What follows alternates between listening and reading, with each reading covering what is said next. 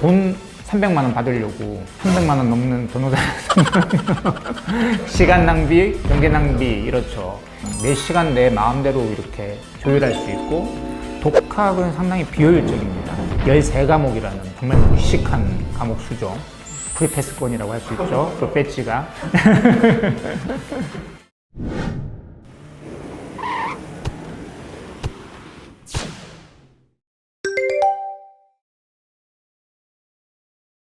안녕하세요. 유홍석 법무사라고 하고요. 지금 현재 대구에서 사무실을 운영하고 있고, 그리고 지금 현재 시대고시기획에서 공탁법이랑 상업특기법 강의를 하고 있습니다.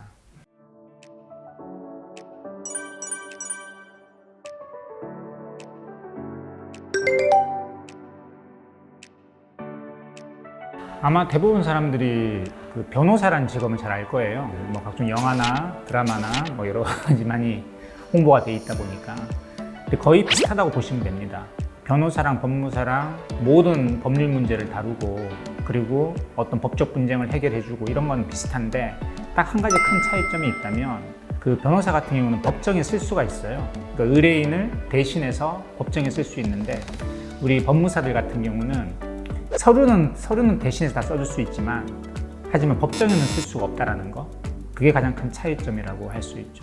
실제 법무사들만의 고유한 업무들이 있어요. 뭐 예를 들면 비송 같은 사건, 비송은 소송이 아닌 것들, 뭐 예를 들어서 뭐 이름을 바꾼다든지, 뭐 개인 요즘에 회생이나 파산이나 경기가 어려워서 많이 하시는 분들도 많이 계시고, 그런 것들. 그러니까 서로 분쟁하는 상대방이 없을 때, 갈등 상대방이 없을 때 그걸 보고 비송이라고 하는데, 그것도 결국 법원의 결정에 의해서 이루어지는데, 이 비송 같은 경우는 거의 90% 이상을 법무사들이 맡고 일을 하고 있습니다.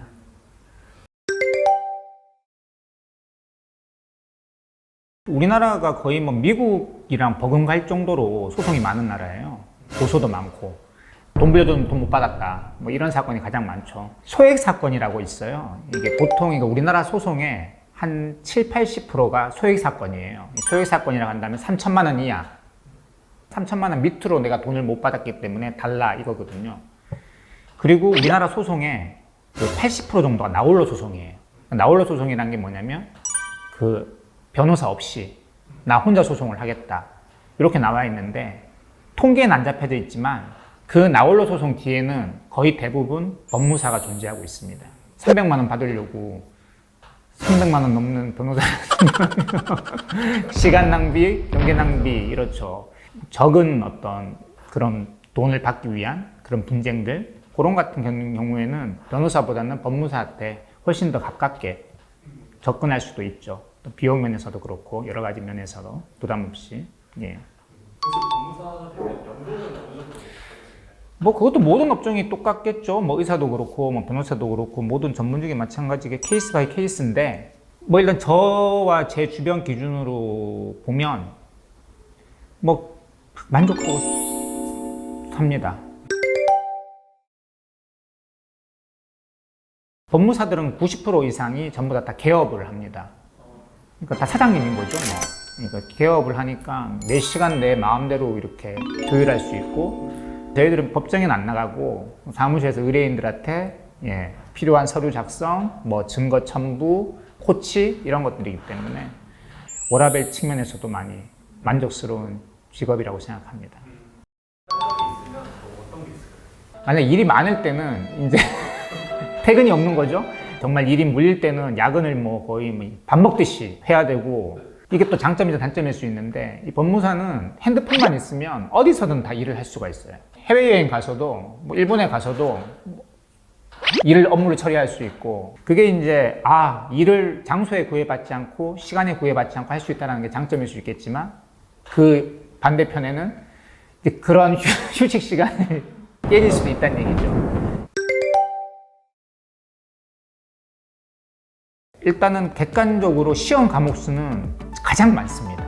13과목이라는 정말 무식한 과목 수죠. 과목 수이기 때문에 그걸 겁을 먹고 쉽사리 도전 못하는 경우도 많아요.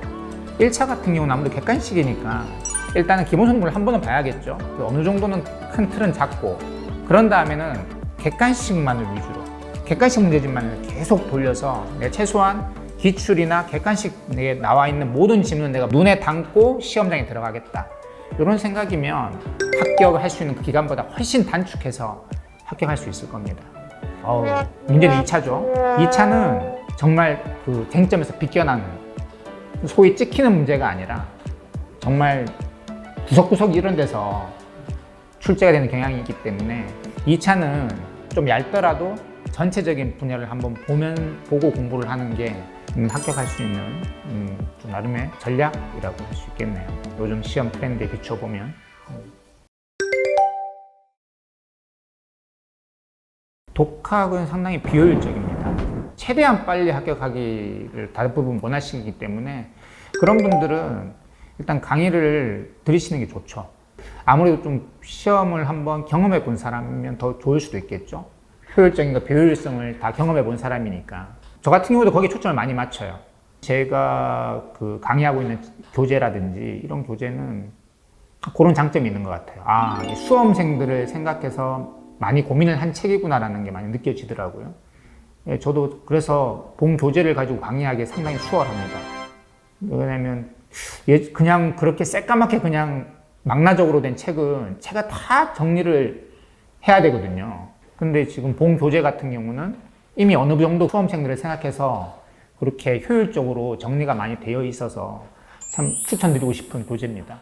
교수님의 강의는 한마디로 뭐다라고 정의내리면 어떤 게 있을까요? 수험 적합적이다? 아주 철저한 수험 적합적이다? 오로지 시험 합격만을 위한 강의다? 그렇게 한마디로 얘기하면 그럴 것 같습니다. 일단 저는 이제 남은 인생은 정말 이제 이렇게 법무사로서 계속 살아갈 것 같아요. 너무 좀 만족스럽고 이렇게 남들에게 법치국가에서 법으로 도움을 주고 그리고 제 경제적 만족도 느끼면서 그렇게 계속 살고자 하는 게 제 그냥 꿈이고요. 그 법무사 시험을 지금 망설이시는 분들한테 하고 싶은 얘기는 방법이 있기 때문에 과목수에 겁을 먹지 마시고 내가 정말 이 법률가로서 이 직업을 하고 싶은가? 그게 가장 중요하고요. 그 마음을 먹으셨으면 한번 그냥 도전해 보십시오. 방법이 길은 있습니다.